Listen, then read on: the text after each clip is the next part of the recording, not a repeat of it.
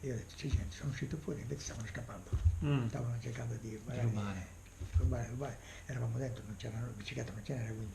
Allora lì domani mi sveglio di notte, lo guardo e la brutta è gonfia. Allora ho detto a quelli di Lione, Patrick mi hai detto? no, non erano quelli, No. Ah no, altri. Quelli erano già andati via. Questo adesso si chiama. No, a quelli avevamo lasciato una volta restituiti i soldi, poi loro erano rimasti un giorno, poi sono partiti verso il Pakistan. E meglio se li ho scritti in nome, adesso non mi ricordo tutti perché boh. E allora quando siamo ritornati in macchina, problemi di benzina, problemi di questo di nuovo.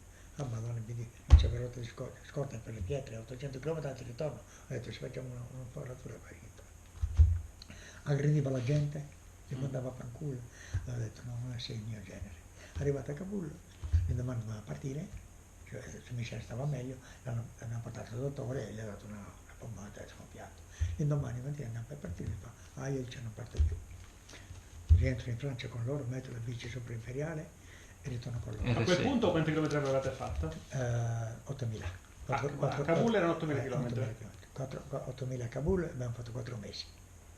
Quindi siamo partiti il 27 maggio e siamo arrivati lì, non so se era verso il 10 o 15 settembre, siamo qua, quindi. E allora sono lì a passare un po' 4 mesi. Quindi sono ritornati con la R6. Allora lui si è tornato sempre